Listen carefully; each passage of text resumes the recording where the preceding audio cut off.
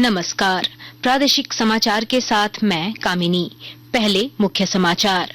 Jharkhand high court ने JSSC CGL परीक्षा के अंतिम परिणाम जारी करने पर लगाई रोक। 22 जनवरी को होगी अगली सुनवाई। एक राष्ट्र एक चुनाव पर 2 विधेयक लोकसभा में किए गए पेश। विधेयकों को संयुक्त संसदीय समिति को भेजने का प्रस्ताव।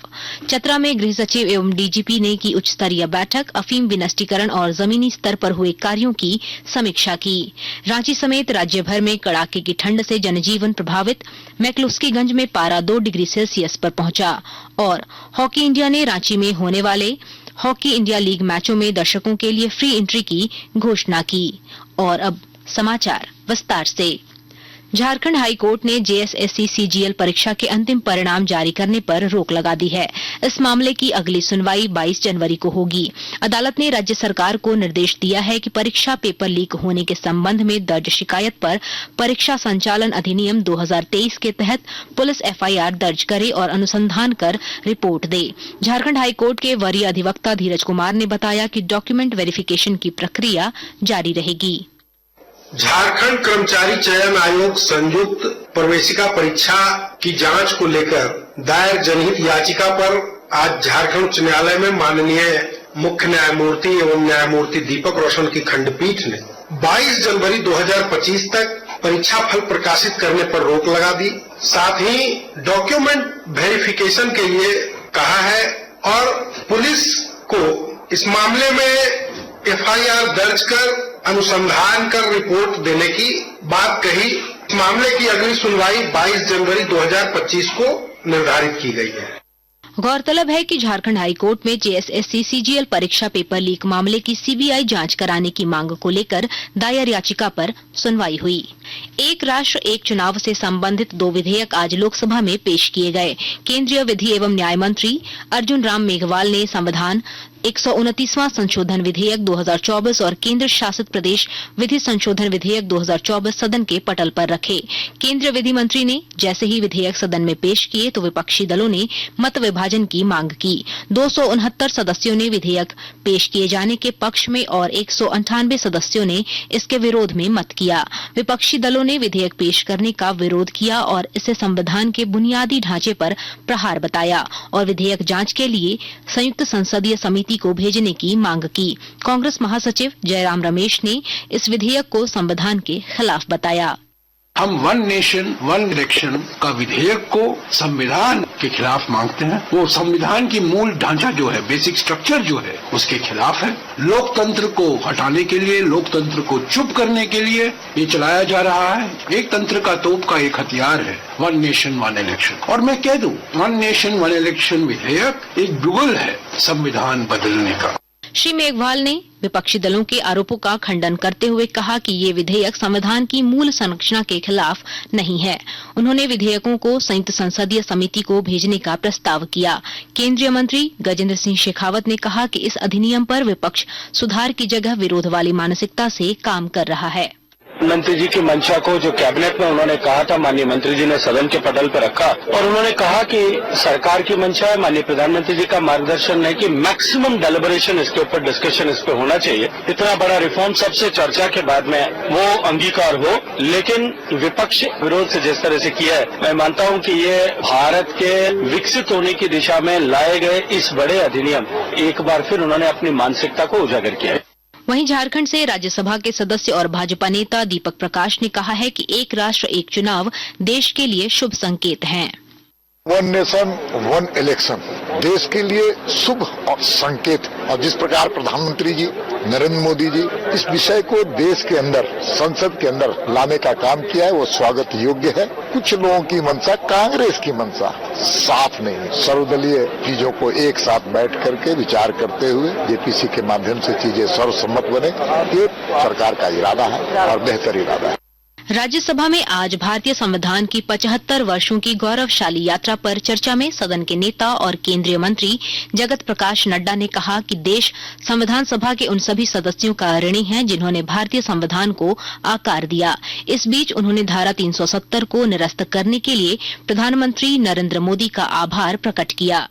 On 5th of August 2019, abrogated Article 370, निरस्त कर दिया। सब लोग आके यहाँ बैठे हुए थे धरने पर। इतिहास इस बात का गवाह है कि आप किस कानून के लिए धरना दे रहे थे, किस कानून का विरोध कर रहे थे, किस लिए विरोध कर रहे थे। आज आदरणीय प्रधानमंत्री जी को मैं बहुत बहुत सिर से बधाई देता हूँ कि उनके सूझबूझ के कारण आज जम्मू कश्मीर भारत का अभिन्न अंग बन गया।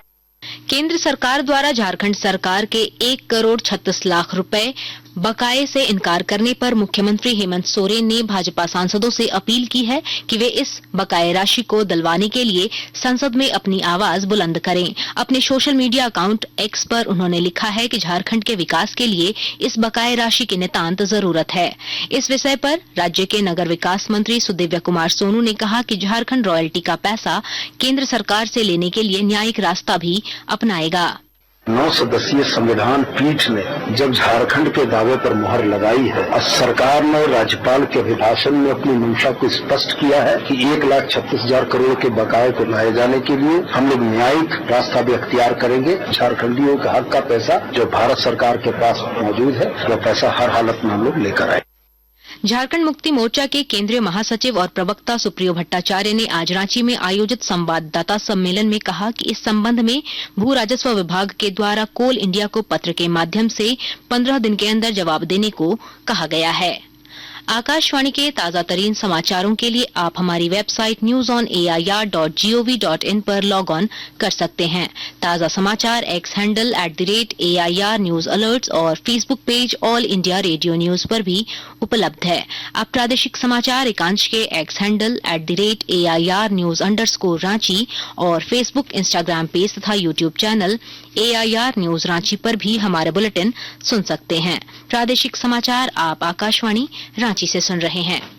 चतरा जिला मुख्यालय में आज विधि व्यवस्था एवं अफीम विनष्टीकरण को लेकर एक उच्च स्तरीय बैठक आयोजित हुई। बैठक में झारखंड के पुलिस महानिदेशक अनुराग गुप्ता, गृह सचिव वंदना डाडेल सहित आईजी अभियान, आईजी CID, DIG हजारीबाग के अलावा चतरा, लातेहार, हजारीबाग के पुलिस अधीक्षक भी उपस्थित थे।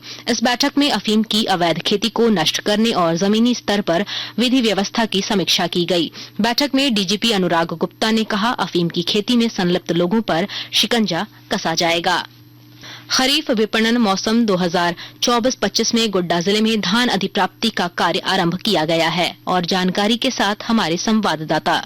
गोड्डा जिले में खरीफ विपणन मौसम 2024-25 को लेकर कुल 15 लैंप्स पैक्स तथा FPC केंद्रों में धान की खरीदारी आरंभ हो गई है। इस बार धान की बेहतर फसल को देखते हुए जिला प्रशासन की ओर से 2 लाख क्विंटल धान की खरीदारी का लक्ष्य निर्धारित किया गया है। बताते चले कि गोड्डा जिले में 15 केंद्रों पर जहां धान की खरीदारी की गई है उसमें से मेहरमा, ठाकुरगंगटी, महागामा, बुआरीजोर, सुंदर पहाड़ी, पोड़ैया हाट, गोड्डा एवं बसंतराय शामिल है। इस वर्ष धान की खरीदारी को लेकर धान का क्रय मूल्य 2300 रुपया निर्धारित किया गया है तथा 100 रुपया बोनस के साथ कुल 2400 रुपया किसानों को देय होगा। आकाशवाणी के लिए गोड्डा से नीरज किशोर।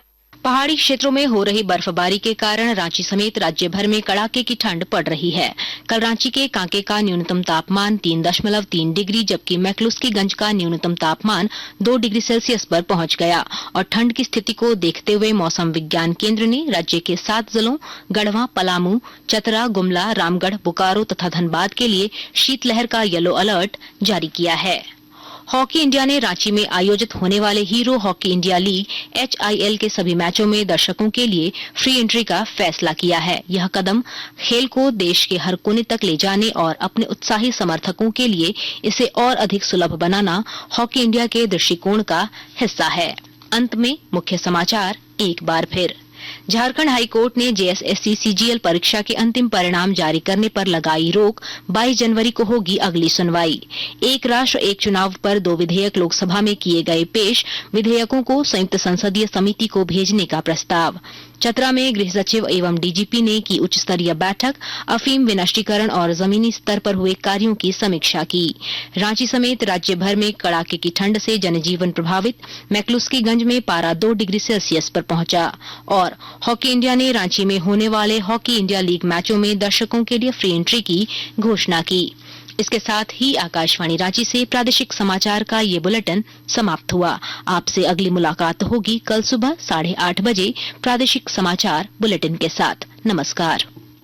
है।